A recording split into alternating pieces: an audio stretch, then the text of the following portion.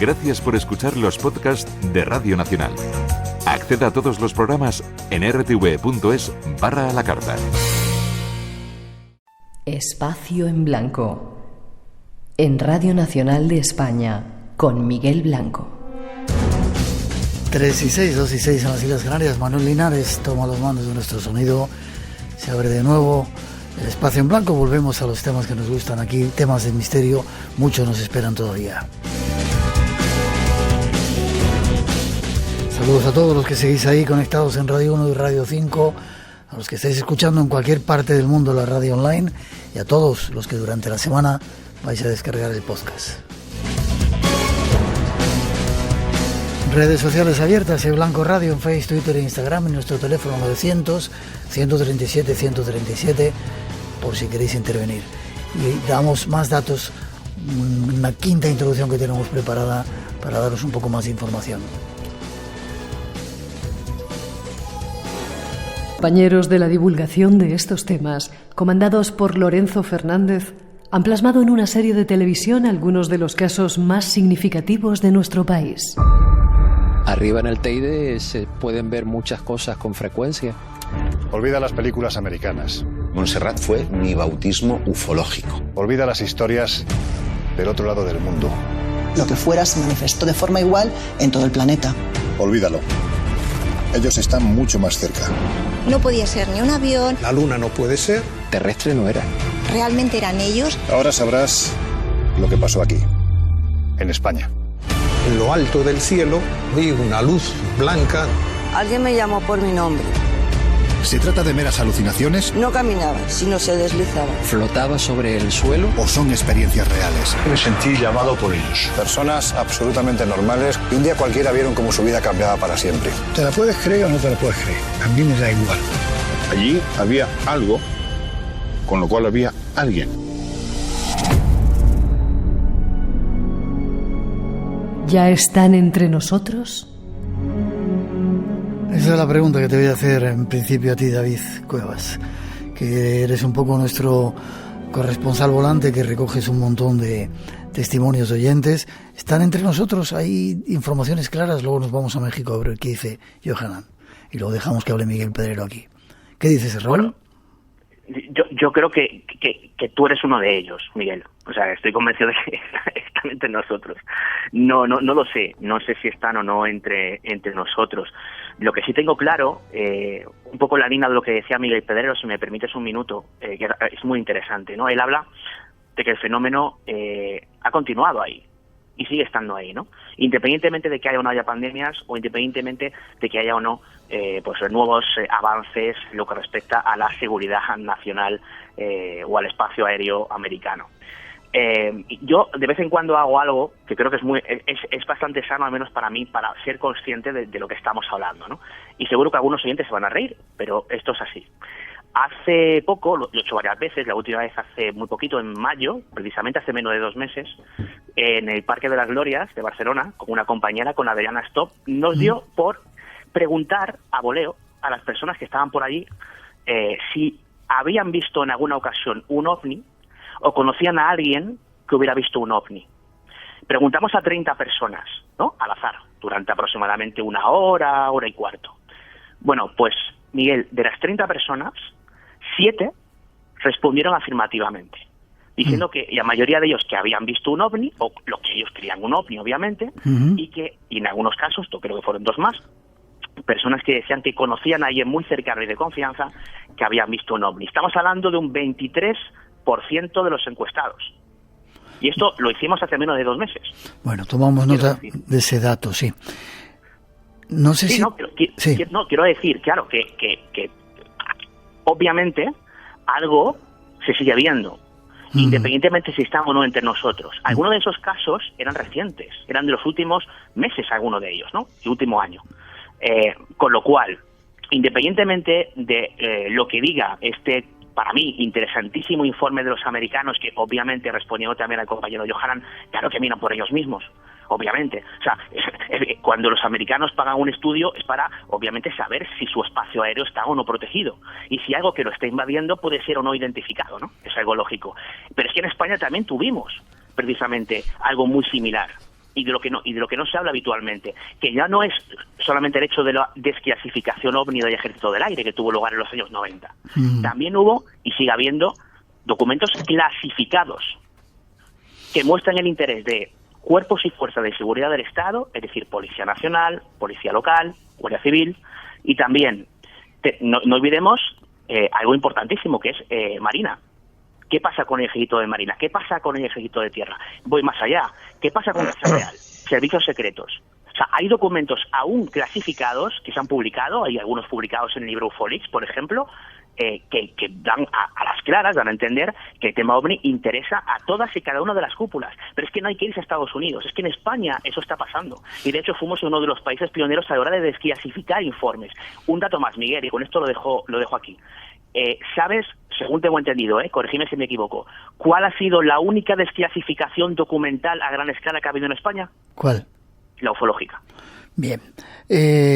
Miguel, no solamente los americanos han desclasificado, también los franceses y creo que los chinos, los japoneses. Sí, a la vez que se daba a conocer este informe OVNI del Pentágono, se van a conocer otra serie de informes, otra serie de informaciones también muy interesantes. Por ejemplo, la Asociación de Aeronáutica y Astronáutica de Francia creó una comisión técnica llamada Sigma II que durante 8 años, y han dado a conocer el informe ahora, pero durante 8 años han estado estudiando una serie de casos muy interesantes de avistamientos de ovnis que han provocado efectos físicos, ¿no? O que se han captado en radares o en diversos sensores.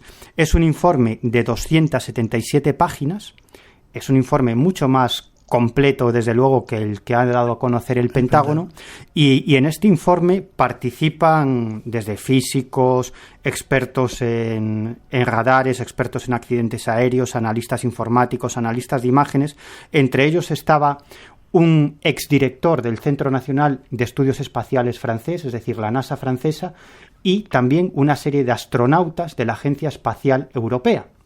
Todos ellos han participado en la elaboración de este informe que, como digo, analiza una serie de casos muy interesantes ocurridos en todo el mundo y que, desde el punto de vista de los redactores de este informe, son una prueba definitiva de que detrás del fenómeno OVNI se oculta algún tipo de fenómeno que no está provocado por ninguna potencia ni por ningún ejército del mundo. Y al mismo tiempo conocimos, por unas declaraciones de un portavoz de la Fuerza Aérea China, que el Ejército Popular de Liberación, que es así como se llama el ejército de China, tiene en marcha también su propio proyecto de investigación OVNI, pero además con una circunstancia muy novedosa, y es que están utilizando la inteligencia artificial para tratar de hallar alguna pauta en todos estos avistamientos. Además es muy interesante porque ellos tienen un protocolo para clasificar todos estos casos y llegar a alguna conclusión. Por ejemplo, en primer lugar, ellos recopilan todas las informaciones sobre detección de ovnis por parte de radares militares, policía local, observatorios astronómicos, pilotos de la Fuerza Aérea. Toda esa información va a unos centros regionales militares donde hacen una valoración preliminar. Y si esos casos no son desestimados, es decir, que consideran que no tienen explicación, va a una base de datos nacional en China sobre el fenómeno OVNI. Y esa base de datos digamos que es manejada por el cuartel general del ejército de China, que asigna un índice de amenaza a todos esos casos, y ese índice de amenaza está basado en varios parámetros, como el diseño del no identificado, la frecuencia de la observación, si el avistamiento tuvo lugar sobre bases militares o lugares sensibles, si ha provocado efectos físicos en cosas o en personas, y después, con toda esta información, se lleva a la inteligencia artificial, es decir, todos estos datos se llevan a un software de inteligencia artificial que lo que trata es de hallar algún tipo de pauta oculta que pueda dar alguna respuesta o alguna pista sobre lo que se oculta detrás del fenómeno OVNI. De hecho, este portavoz de la Fuerza Aérea China dijo una frase muy china, además muy de la filosofía china, que es muy interesante. Dijo que para investigar el fenómeno OVNI ellos han decidido, atención, abro comillas, pensar fuera de la jaula, es decir, hacer las cosas de otra manera como las hace Occidente.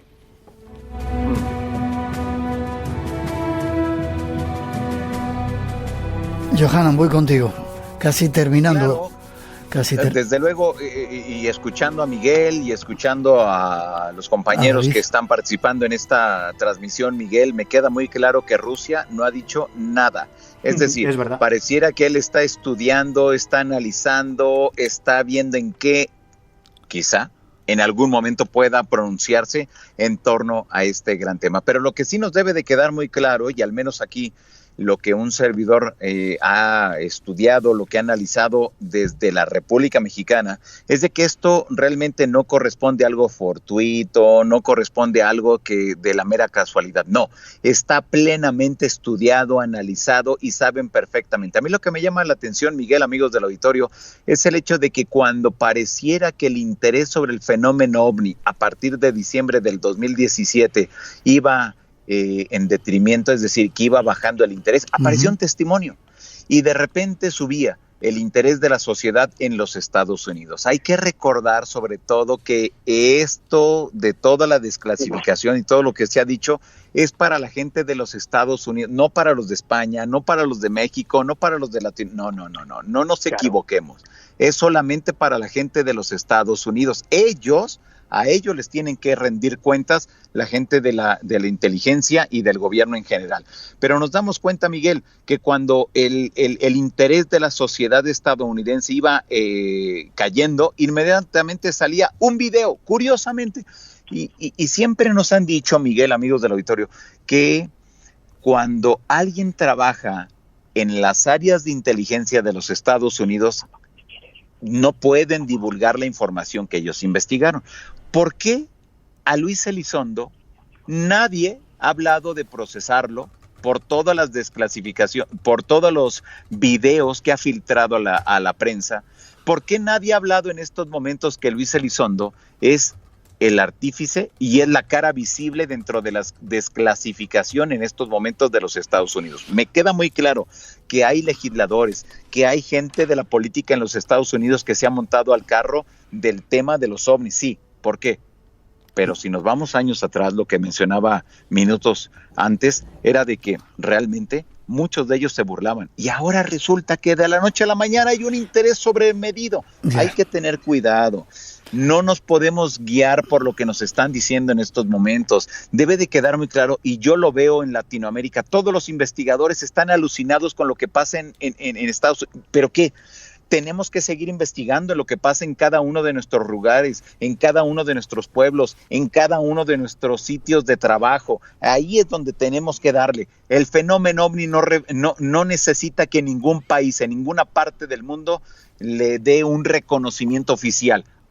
Ahora resulta que si Estados Unidos no le da la bienvenida a los extraterrestres, no existe. ¿Y quiénes son ellos? Cuando nosotros, los investigadores en todo el planeta Tierra, le hemos dado seguimiento a este tema que ha sido discriminado en los últimos 70 años, y ahora resulta que de la noche a la mañana ellos dicen, sí, existe, es real, es auténtico y no sabemos qué es. Pues desde luego, eso ya lo sabíamos nosotros y no hacía falta que ningún país de ninguna parte del mundo nos venga a contar esa historia, Miguel. Estás peleando, ¿eh? Güey, estás peleando. Pero es que mira, a mí al menos en la República Mexicana hay que levantar la voz, hay que decir la verdad, mira, es que no sé qué pasa con los investigadores OVNI. Todos están embelesados con lo que dice Estados Unidos. ¿Y qué? ¿Lo que sucede en España no es importante? Claro que es importante. ¿Lo que sucede en México no es importante? Claro que es. ¿Y por qué entonces estamos esperando a lo que diga Estados Unidos? ¿Quiénes son ellos? Yo nada más pregunto, ¿quiénes son ellos? ¿Que tienen mucho dinero? Sí. ¿Que tienen una resonancia mediática a nivel planetario? Y que eso sí hay que reconocerlo, están concientizando a las personas que nunca se habían acercado al tema de los ovnis a considerar lo que es real, que es auténtico y que hay que investigarlo. Ahí, ese es el asunto, ese es el punto que realmente Estados Unidos está jugando en este rol a nivel internacional. Terminando casi, os pido que seáis telegráficos. Miguel, nos están engañando con el tema de los ovnis y es innegable ya que es algo verdadero, auténtico.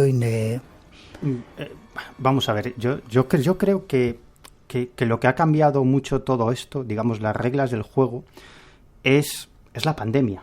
Es decir, vivimos una situación absolutamente distópica propia de las películas. Si en algún momento algún ejército tenía el miedo de que dar a conocer un informe de este tipo pudiera provocar una oleada de pánico, eso no va a pasar.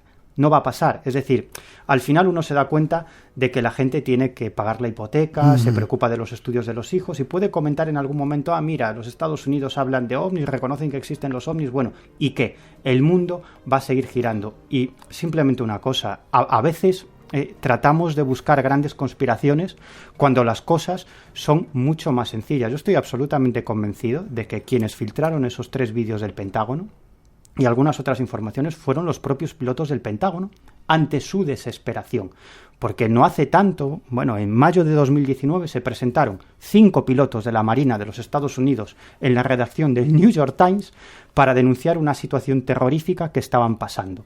Ellos declaraban que desde hace ya bastante tiempo una serie de objetos no identificados que hacían gala de una tecnología increíble se presentaban en medio de sus maniobras militares, haciendo cosas como descender miles de pies en un segundo, pararse y acelerar de manera instantánea o realizar giros de 90 grados. Lo que a ellos les aterrorizaba es que muchos de estos objetos aparecían en medio de maniobras militares muy peligrosas. Ellos hacían, por ejemplo, maniobras de descender 30.000 pies en picado y esos objetos se acercaban a los aviones de combate casi hasta el punto de provocar accidentes. De hecho, uno de estos pilotos dijo, es cuestión de tiempo que haya muertos por estos objetos. Y eso fue lo que provocó que un portavoz de la Marina de los Estados Unidos tuviera que salir y decir, queremos llegar al fondo del asunto. No sabemos qué son esos objetos, pero tenemos que determinar quién es el responsable. Tenemos que encontrar la forma de que estos sucesos no vuelvan a ocurrir. Es decir, un reconocimiento explícito de la existencia de estos fenómenos. Casi terminando. David, tu opinión y breve, por favor, un minutito. Es que es complicado porque los compañeros han dicho cosas que me parecen muy interesantes. Haremos un segundo programa, no te preocupes. Bastante rebatibles. Pero mira, voy muy rápido, ¿vale? En cuanto a lo que decía Miguel Pedrero. Bueno, en España, vuelvo a poner el ejemplo. Los documentos clasificados los tenemos por personas, digamos, cabreadas con el proceso de desclasificación militar. O sea, fueron los propios militares del Ejército del Aire los que filtraron esos documentos. Eso por un lado.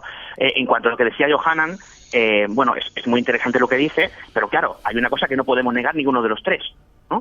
Y es que en el momento en que los americanos dan un paso adelante, hay un efecto contagio.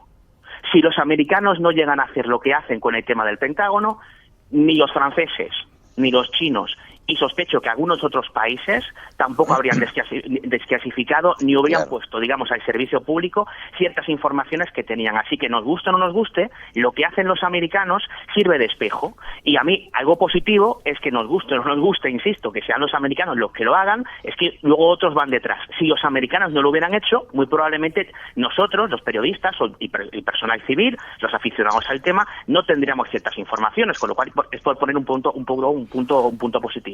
Y bueno, tenía algún caso muy interesante que estamos investigando que tuvo lugar el pasado 4 de mayo de encuentro de pilotos con ovnis, pero bueno, es que creo que nos quedamos sin tiempo. Nos lo contarás prontito, ¿vale? Déjame que ponga una música y os voy despidiendo. Exactamente qué día, en qué momento van a liberar y van a filtrar la información a la prensa. Y pongo un ejemplo muy claro y muy conciso rápidamente, Miguel. En el mes de noviembre del 2020, Luis Elizondo da una entrevista a un periodista de la Argentina. Las mismas palabras, lo mismo que dijo, que no sabían, que Estados Unidos diría que no sabía qué eran ni qué, pero que estaban ahí esos objetos voladores. Son las mismas palabras que se filtraron a la prensa en el New York Times. ¿Qué quiere decir? Que esto está planeado. ¿Qué quiere decir? Que Luis Elizondo está detrás de todo esto, que ahora demandó al gobierno de los Estados Unidos. Sí. ¿Por qué? Porque no le dan el reconocimiento que él quiere tener en torno al fenómeno ovni. Así que hay que tener mucho cuidado, hay que irnos sobre la banqueta, como decimos acá en la República Mexicana, pero sí es muy importante porque están creando una concientización muy importante a nivel planetario sobre la realidad de los objetos voladores no identificados. Bienvenido sea, ¿no? Bienvenido sea, en caso de que así sea, bienvenido sea, ¿no? Quiero decir. David, no podemos que nos roba el tiempo. Te saludo, Johanan, te mando un abrazo fuerte, ¿vale? Muchas gracias, Miguel. Un abrazo igual para todos los amigos, que de verdad que es un placer tener la oportunidad de platicar con ustedes, con gente tan importante del medio de los no identificados. Gracias, Miguel Pedrero. Forma de contacto contigo, que nos vamos. Pues muy fácil. Me pueden escribir a mi correo electrónico, que es miguelpedrerog@gmail.com, miguelpedrerog@gmail.com, o en Facebook como Miguel Pedrero Gómez, y ahí pueden contarme cualquier caso que yo me pondré en contacto con esas personas. Gracias por haber estado en el programa. David, gracias a ti. David, forma de contacto contigo, rápido que nos vamos. Rapidísimo, el correo electrónico davidcuevas, espacio en blanco, @gmail.com, y luego en Twitter como @dcuevasc y en Instagram como davidcuevasinsta. Por favor, cualquier caso, cualquier circunstancia, si tiene que ver con ovnis, ya que estamos hablando del tema, mucho mejor que os haya sucedido en los últimos meses, poneos en contacto con nosotros y así podremos dar buena cuenta de ello para los oyentes del espacio en blanco. Y seguiremos contando historias, seguiremos con el asunto.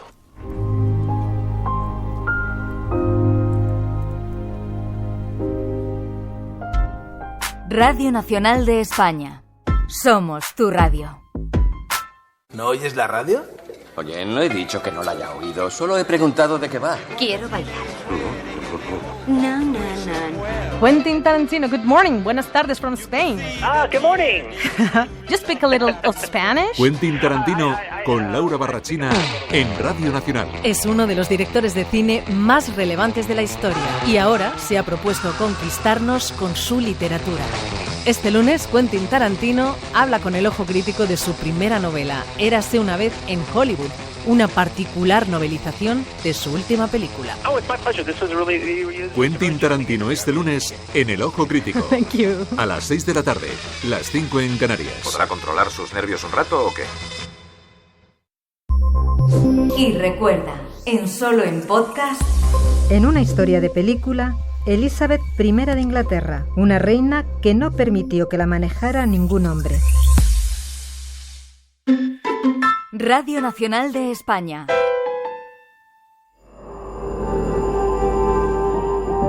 Espacio en Blanco. 30 años compartiendo el misterio en la radio. Con Miguel Blanco en Radio Nacional de España.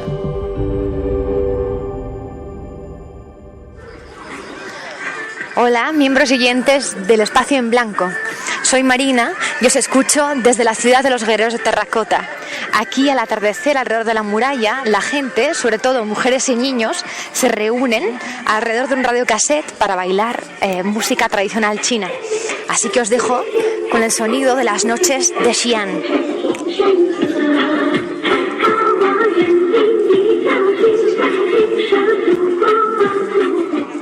Un abrazo desde China.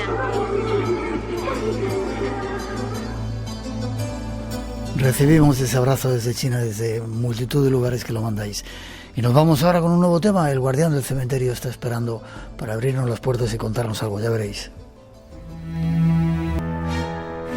Pues llega el momento, con esta música nos anuncia que nos vamos a encontrarnos con el guardián del cementerio, Sergio Calle Llorens. Nos vamos hasta Málaga, creo. Estás en Málaga, ¿no, Sergio?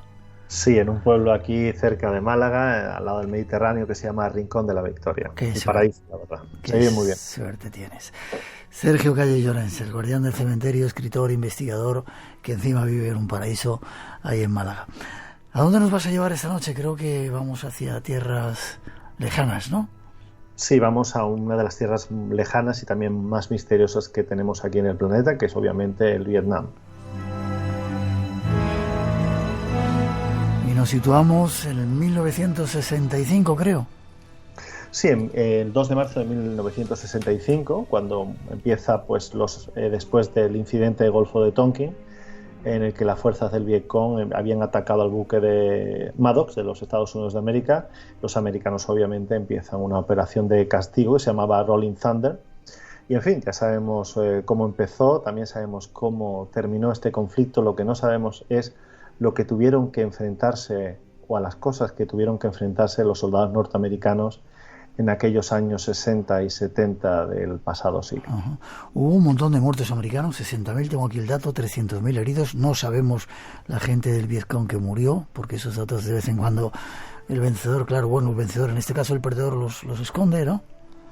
Sí, bueno, vamos a ver, no se sabe exactamente porque siempre en un régimen comunista es difícil que te den los datos, ¿no?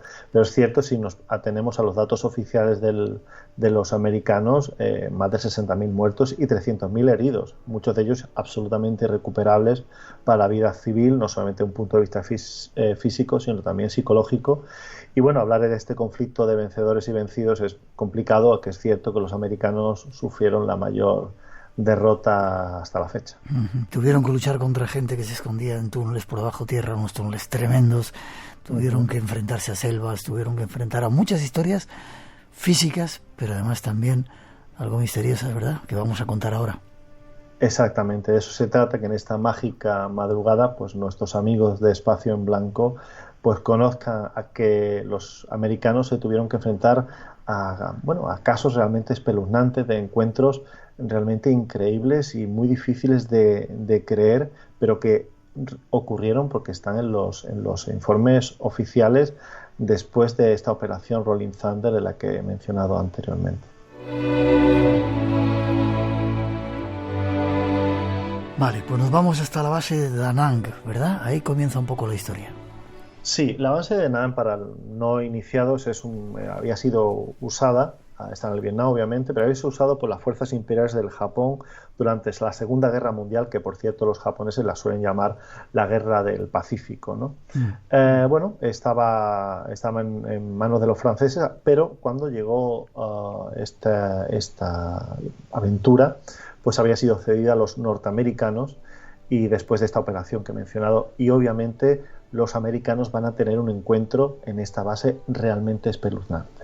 Vale. Supongo que los soldados que estaban en la base... Cartas. Y bueno, uno de ellos, pues, que se llamaba Morrison, se empieza a percatar de que algo está sobrevolando la base y encima, lo que fuese, no hacía ningún tipo de ruido. Obviamente, en un lugar de conflicto, de lucha, de muchas muertes, pues los soldados norteamericanos dejaron la partida de cartas, se levantaron y prepararon sus fusiles para enfrentarse a aquella cosa que se iba aproximando a la base de Da Nang sin hacer ningún tipo de ruido.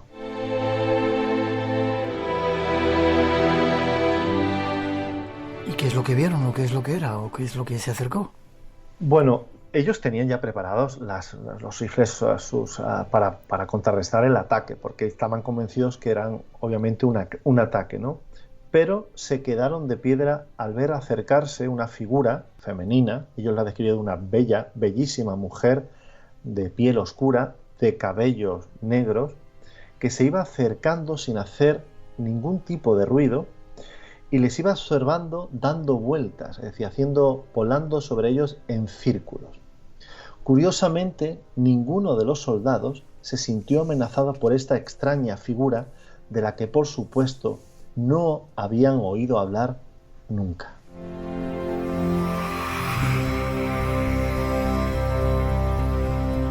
Creo también, Sergio, que desprendía un brillo, ¿no?, fluorescente. Sí, cuando la cuarta vez que empezaron a hacer círculos alrededor de los soldados, se percataron de que tenía un incomprensible brillo fluorescente en la piel, ¿no? Lo cual bueno, cualquiera se hubiera asustado, pero parecía que no, que esta singular figura femenina les iba tranquilizando poco a poco. El caso que en un momento dado, pues esta figura, esta mujer, esta extraña criatura, empezó a alejarse en dirección a la jungla y nunca más la vieron.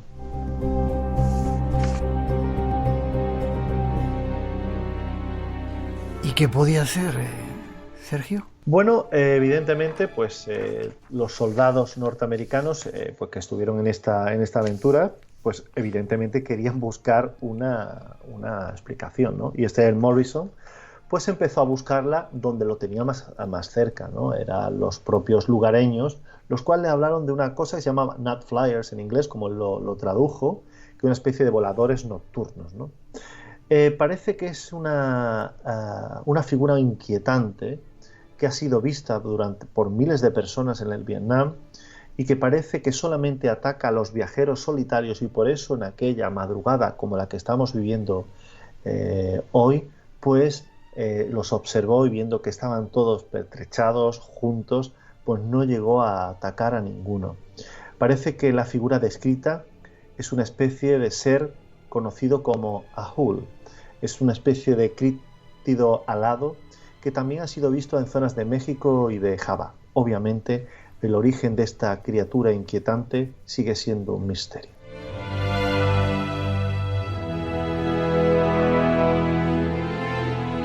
Pero no solo se encontraron los soldados americanos con estas criaturas, sino que hubo más encuentros, más historias, más experiencias, ¿verdad? Por supuesto, estamos hablando que al principio, cuando empezaron a hacerse un conocimiento de las autoridades militares, pues es cierto que en aquella época pues había muchos soldados que consumían pues, LSD, etcétera, etcétera, ¿no? Pero estamos hablando de que esto eran soldados que incluso se hicieron exámenes de drogas para ver si realmente habían visto lo que habían visto, ¿no? Y el segundo caso que vamos a narrar, a relatar para todos nuestros amigos de Espacio en Blanco, tiene lugar con el sargento Gray Thompson de la 173 Brigada Paracaidista, que tuvo un encuentro extrañísimo en el río Ponson. Allí estaban junto a sus hombres pues tomando un baño. Después de una serie de combates decidieron meterse en un río, una zona pues bastante bien iluminada. Estaban disfrutando del baño cuando uno de ellos se percató de que una extraña sombra grande que estaba debajo del agua se iba aproximando a una velocidad increíble hacia donde estaban ellos y todos los miembros del destacamento militar.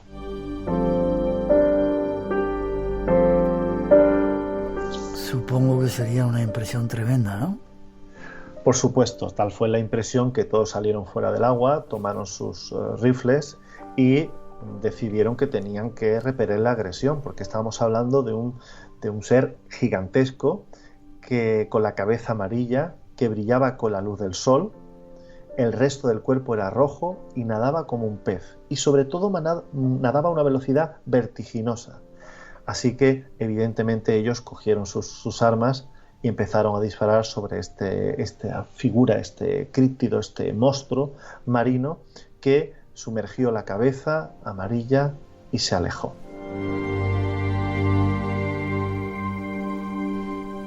Explicación, por favor.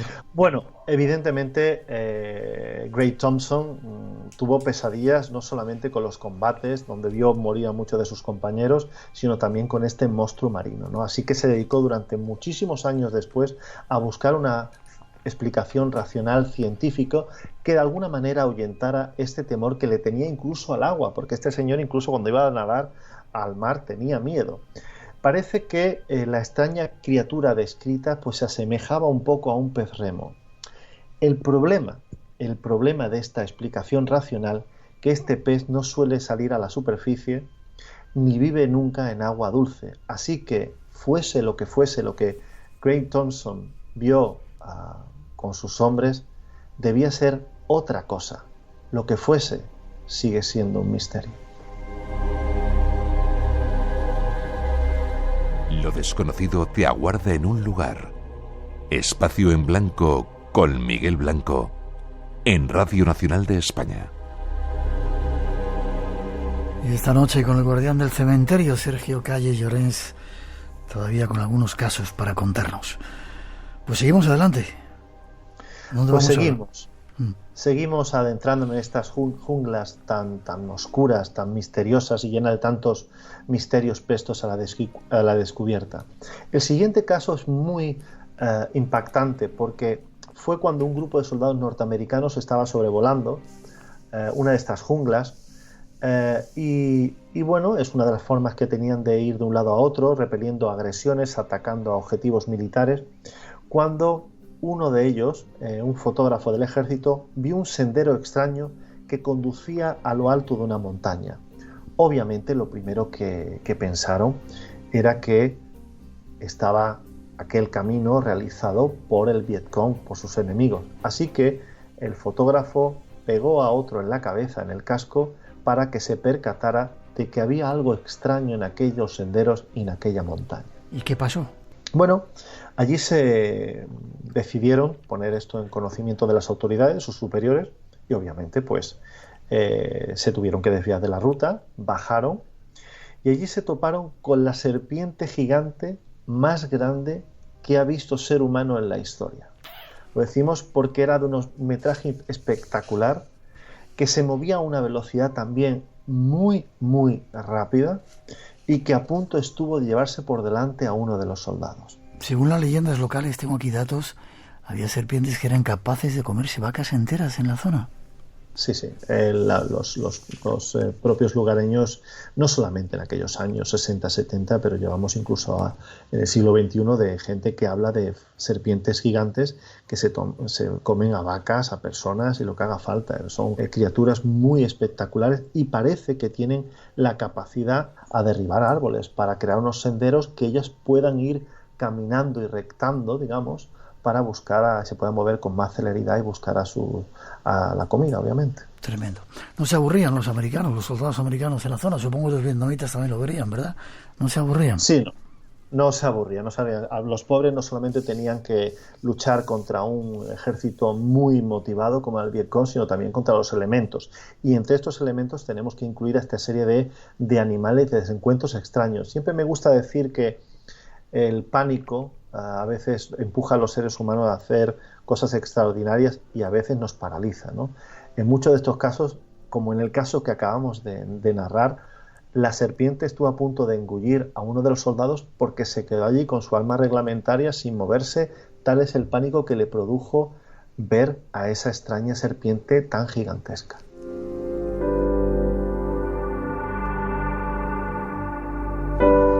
Y vamos ya casi con el último caso, 1970, verano.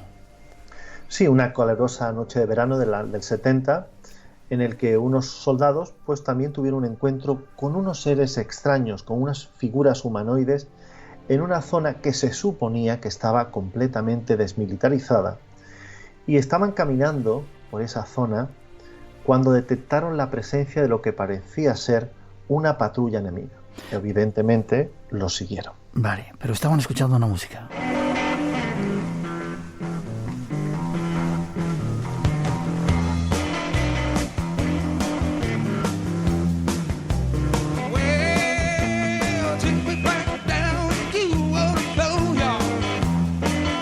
Seguro, Sergio, que estaban escuchando esta música antes de que vieran que llegaba una patrulla, ¿eh? Por supuesto, además en la Creedence siempre la música era muy popular entre la tropa en aquellos años 70, y la verdad que todas estas películas norteamericanas que hemos visto de la guerra del Vietnam, evidentemente todos los que nos gusta esta música sabemos que eran las tonadas que sonaban en aquellos felices 70. Vale, estaban en esa zona y de repente sintieron que podía llegar una patrulla enemiga, ¿no? ¿Qué pasó? Bueno, evidentemente la siguieron, tenían que seguir a ver lo que en esa zona desmilitarizada estaba. Y bueno, caminaron durante unos 20 minutos, 25 minutos, hasta se toparon con un rastro, ¿no? Y bueno, había una especie de cueva al acercarse a ella desprendía un fuerte olor hediondo que provenía de su interior. Evidentemente ellos pensaron que estaban ante personas que habían sido fallecidas y que el Vietcong los había metido en esa cueva. Pensaban que eran soldados enemigos, ¿no? Y que habían metido ahí esos cadáveres. Por supuesto, un poquito antes habían encontrado con una roca que les había impedido el paso y por eso casi pierden el rastro de esta patrulla enemigo que pensaban que se había introducido en esta cueva donde habían enterrado a alguno de sus antiguos camaradas de armas. Así que lo que hicieron fue muy simple. Se colocaron frente a la misma, escondidos tras el follaje de la selva y con sus fusiles apuntando a la misma gruta, esperando de que allí salieran los soldados de la patrulla enemiga. ¿Y salieron? Sí, pero antes de que salieran, se percataron de que en la cueva había una entrada hecha no por la erosión, sino por herramientas, lo cual les hacía pensar que obviamente estaban ante un caso de soldados enemigos. Sin embargo, de lo que emergió de aquella gruta no eran los soldados, sino dos figuras humanoides que medían más de 2 metros de altura. No llevaban ropa y sus cuerpos estaban cubiertos de una piel dura. Sergio, tengo que preguntarte si esta gente no estaba con demasiada alcaloide encima de su cuerpo. Antes decías que habían hecho pruebas de droga, pero es que lo que estaban viendo era increíble, ¿no? No solamente, sino, bueno, evidentemente esta historia se cuenta, luego lo contaré, porque yo sé lo que ocurrió en esa cueva y sé que esta gente, obviamente las drogas eran algo muy habitual en los años 60, 70, pero hombre, en una zona de combate tomar LSD es caminar por el peligroso sendero de la muerte. Evidentemente no estaban drogados porque estaban buscando una patrulla enemiga a la que querían abatir con toda la fuerza disponible en esos momentos, ¿no? Vale, 2 figuras humanoides de 2 metros de altura. ¿Qué más pasó? Bueno, los humanoides comenzaron a comunicarse con siseos, silbidos y chasquidos, lo cual dejó muy descolocados a los soldados norteamericanos. Y en cuestión de segundos los humanoides pues se percataron también de la presencia de los militares americanos, a pesar de que estaban escondidos tras el follaje de la selva.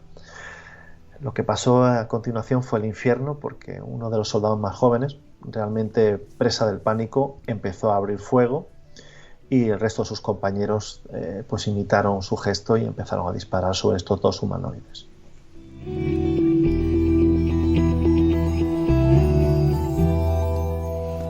¿Los mataron?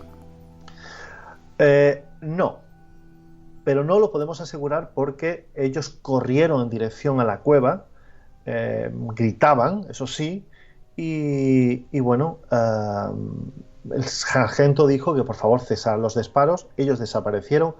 Creo que al final hablaron no de 2 sino de 3 y que uno iba mortalmente herido, y cuando terminó pues el tiroteo, se percataron que en la entrada de la cueva donde ellos habían disparado había sangre de color verdosa en el suelo y el olor era absolutamente insoportable.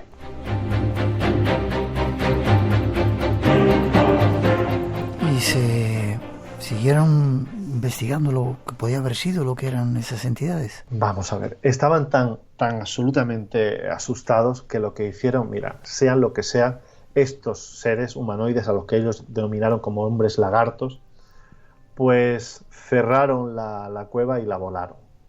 Independientemente de lo que fuera aquello, ellos tenían miedo de que al dejarlos allí vivos, pues volvieran con refuerzos y pues los mataran. Así que, presas del pánico también, lo que hicieron fue volar la cueva, y lo que hubiera allí dentro pues murió con ellos, porque la detonación fue fuerte y contundente.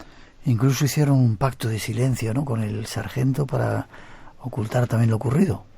Exactamente, es que estas historias, ¿quién le vas a contar que estás encontrando unos seres que los llaman ellos hombres lagarto, que le has disparado 2 metros de altura, como la forma que se comunicaban, y que pues, te los has cargado y que has volado a una cueva donde estaban ellos refugiándose? En fin, esto no se lo creía nadie, y hasta muchísimos años después no quisieron hablar del tema absolutamente con nadie. En fin, te podía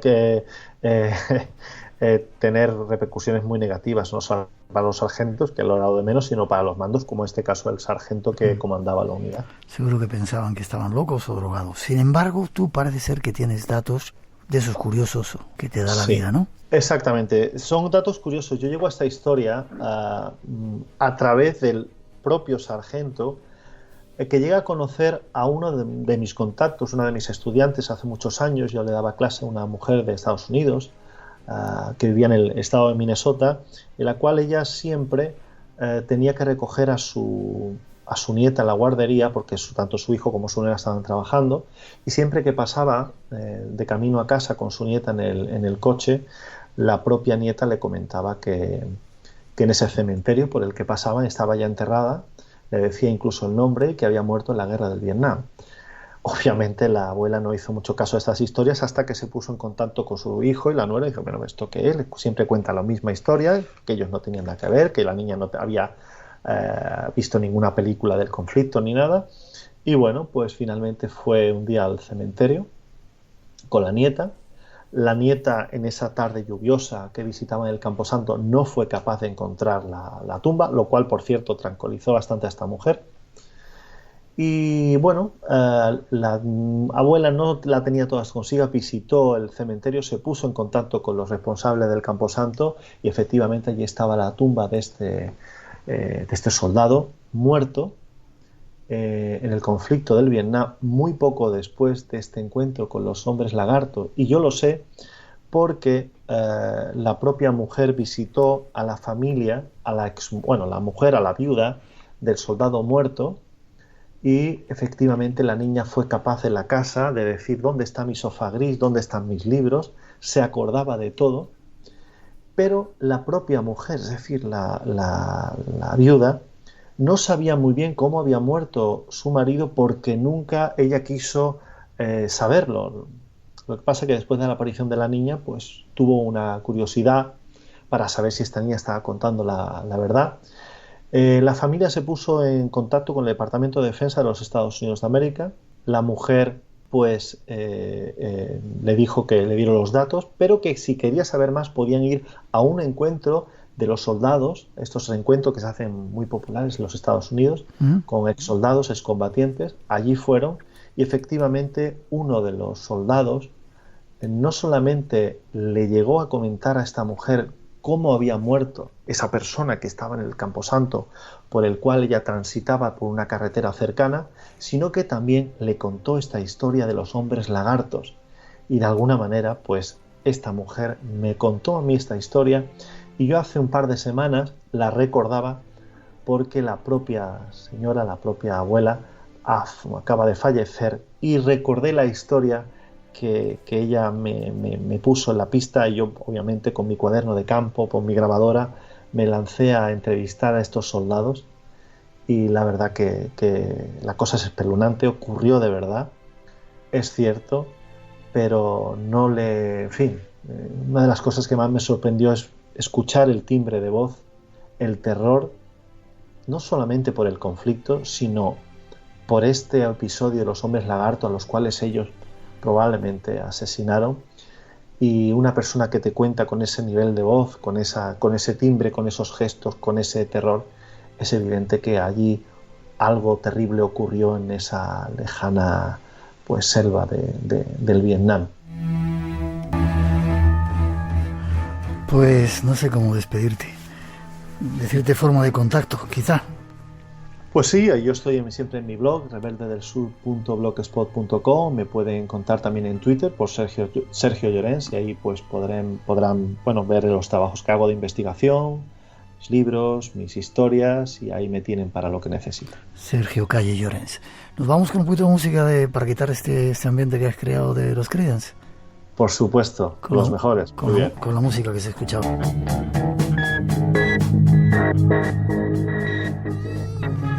Dejamos a los Creedence y esas extrañas historias que han pasado en América, en Vietnam, con los americanos. Buenas noches, Rosa. Hola, buenas noches. Poco tiempo tenemos hoy, pero ha sido animada la noche. Pues muy, ha habido muchísima participación y este poquito tiempo lo vamos a dedicar, Miguel, a dar las gracias por varios motivos. Primero, pues por toda la gente que hoy se ha volcado, nos ha compartido con nosotros sus historias y relacionadas con encuentros ovni y con avistamientos, que han sido muchos los que nos han llamado y han participado a través de las redes sociales y con Ramón, y dar también las gracias pues a todos los comentarios que hemos tenido favorables a raíz del vídeo que nos ha regalado Teo Plaza, ese homenaje tan bonito a la historia del espacio en blanco. Y muchísimos comentarios de oyentes. Javier Sierra ha hecho un comentario precioso, Alfonso Trinidad, amigos del programa y muchísimos seguidores del espacio en blanco desde hace muchos años. Daremos un poquito más de voz la semana que viene. Y antes de decir los ganadores, Miguel, sí. Como nos queda muy poquito tiempo, tenemos que comentar que como se está actualizando y se está renovando la página de Radio Televisión Española de los podcasts, son muchos oyentes también los que nos han escrito diciendo que no se pueden descargar el programa. Es cierto, ahora mismo no se pueden descargar los programas, sí se pueden escuchar online. Y nada, simplemente deciros que tengáis un poquito de paciencia, porque hasta que la página esté completamente configurada y creada, pues no se va a poder hacer descargas. ¿Ganadores que nos vamos? Tenemos a los 5, que son Santiago León de Tenerife, María José Castilla, Star Wall, Amaya Baz y Carmelo Abello. Escribidnos a espacioenblanco@rtve.es y mandadnos la dirección postal. Feliz semana. Igualmente.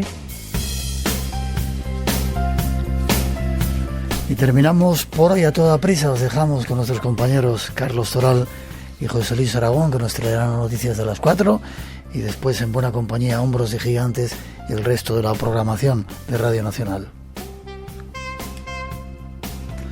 Buena semana, a cuidaros, a cuidarse. Nos encontramos aquí en 7 días en esta cita con el misterio dentro del Espacio en Blanco. Feliz semana. Por hoy terminamos. Recuerda que tienes una cita con el misterio aquí en Radio Nacional.